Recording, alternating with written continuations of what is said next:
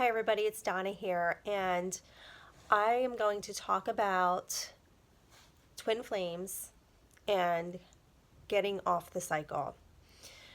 Question was posed to me a few weeks ago, did not get a chance to answer. So here I am thinking about what do I want to talk about. And I said, the question that I received was pertaining to their twin. They weren't sure how to get off this cycle of the same thing happening over and over again. It was very painful. So I'm going to hopefully answer that in a general way. So, as we know, with the twin flame, we're pulled to each other, where there's a magnetic attraction that keeps us coming back together. Now, most of the time in the twin flame dynamic, there are many wounds that still need healing, which are twin mirrors for us. So there is a lot of push and pull. And people phrase this also as running and chasing, when in fact it is actually both running from themselves, really. So the one twin is running from himself, but running away from the other twin, and the other twin is running from themselves, but running for their twin. The thing is that it's just basically it comes down to energy, and whether there is an alignment in energy, and if there's an alignment in energy, then you come together. When there is a misalignment of energy, you go apart. Or attraction and repellence. The thing is that when you are in this twin flame dynamic, you are kind of on a cycle, okay? And the cycle can bring lots of pain because a lot of wounds come up for healing, such as abandonment, rejection, unworthiness, low self-esteem, just feeling unloved in many ways, unrequited love. So all these wounds come up because our twins trigger those wounds. And the thing is that our twins trigger the wounds until they're healed. And once we're healed, we're no longer triggered. So when somebody asks how to get off the cycle, long story short, is that you have to heal those wounds. Otherwise, your twin will continue to trigger them. So you have to find a way to release that pain. And the best way of releasing that pain is actually feeling it. And feeling it in order to heal it and then release it. There's going to be periods of purging, and what I say is that you have to let it flow. You have to go through it. Everybody's gone through that process. So if you are in that situation and you feel as though you're continuously on this loop, you have to find a way of releasing that pain and trying to balance it out with high vibrational activities. So as an example of high vibrational activities is something that you love to do. You don't want to dwell in that actual low vibration. And I'm not saying that you want to cover it up either. You don't want to just ignore it or, run away from that. Try to distract yourself with work, with activities, without actually dealing with it, because it's just going to keep coming up. You have to be able to deal with it. But what I say is that you have to also be able to balance that, those healing episodes, with activities that are going to raise your vibration. So some examples would be if you like to sing, you sing, dance. They're also very grounding. Go watch a movie. Actually watch babies laugh. That always brings your vibration up. If you just go on YouTube and search babies laughing, there's so many videos about that. even animal videos. Hang out with your friends, read a book, write, start a new hobby, do something creative, paint. There's so many things that you can do that kind of balances you out. You just don't want to stay in that low vibration the whole time. But also, you don't want to distract yourself from that either. So you do have to do your inner work. The other thing with coming off the cycle is that once you release these things that are inside of you, you no longer find that you have that kind of pain, depending on what it is that's being brought forward again. So let me just say, for instance, your twin can be like, say, hot and cold.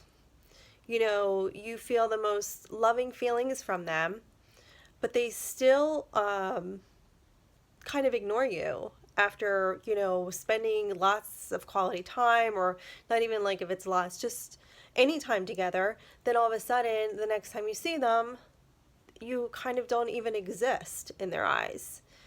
Now, before this may have bothered you, you may have felt rejected and abandoned, unlovable, unworthy, and it triggered a lot of pain within you.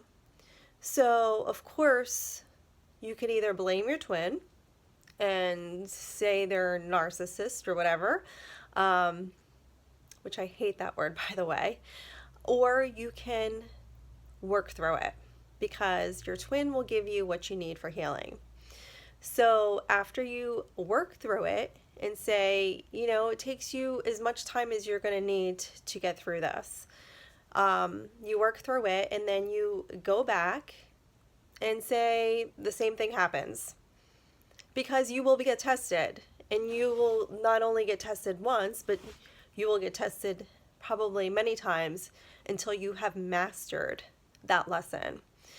So you go back and, it happens again. This time, you're a little bothered by it. You may go home and you may cry, but maybe you only cry for half an hour or, 10 minutes or something, and then you feel better, and then you're over it. And then say it happens again, and you're no longer bothered by it. And then it'll happen again a few more times. You're no longer bothered by it. Guess what? You're healed. And you're coming off the cycle. Because if you're no longer bothered by it, you're not on the cycle anymore. That is the whole beauty of inner healing and doing your inner work. Now, the other thing is, if you want to see a change in a pattern, you have to change something about the situation or within you. So it always starts with you, okay? You can't change what somebody else does except for changing your response to it. So if you are not happy with a situation, if you're not happy with where things are, you don't have to stay in it. Just get out, twin or no twin. Don't stay in something that is not loving and kind to yourself. Will it initially hurt? Probably. It probably will, because, it's something that you're used to, whether it was good or wasn't good. But we're saying it wasn't good, because if it was good, why would you want to get out of it? So if it's not good, it's still going to be difficult, because it's something that you're used to. You have strong feelings for this soul, and you would rather them be in your life somehow, but it's hurting too much for it to be that way. So you have to make a choice. Do you stay with the way things are and not feel good about it? Do you stay the way things are and accept it and be happy with what you have and be okay with that?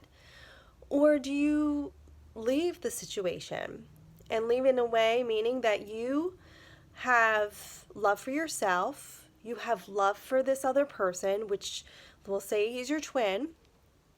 But you will also understand that if this is your twin, you can never be apart, no matter what. So you are only honoring yourself and your own self-love by removing yourself from something that no longer serves your highest good. Because if you're healed and you're in a situation that you're not happy in, and there is still some room there for more healing, you may need to not be with your twin at that time. You may need to be on your own, and your twin needs to be on their own. And actually, that is where the most healing does take place, when you are not together, because it gives you the opportunity to kind of, I'm going to say, disengage a little bit, which is very tricky to say because you can never be apart from your twin energetically. But I do feel like when you are physically apart, it gives you more opportunity to work in a more independent way without your energy being all more caught up in each other. Because I really do feel that when you connect in a physical way, you also do engage more with your energy than when you are not together. For instance, when you're feeling detached from your twin, you no longer feel them as much as you normally do. That is like an example or a way that allows each twin to work on themselves independently without having the other's energy like all up in their space, kind of. It's really difficult to explain, but I'm trying to make you understand that there are no accidents, that everything on this journey is there for a purpose. And time apart, physically apart, serves a fundamental purpose on this journey. And it's for your own healing as well as your twin's healing. Because when you heal yourself, you are healing your twin as well. It does not take the place of their healing because they still have their own healing to do. But if you raise your own vibration through healing, then their vibration will automatically be raised as well. And then it's more helpful for them to do their own healing with their vibration being uplifted. So I wanted to make this video short as I could. I think I'm going to end it there. And if you guys have any questions, feel free to comment. And then I will, make some more videos. Okay? So I hope you guys have a wonderful weekend. And I'll be back soon. Bye.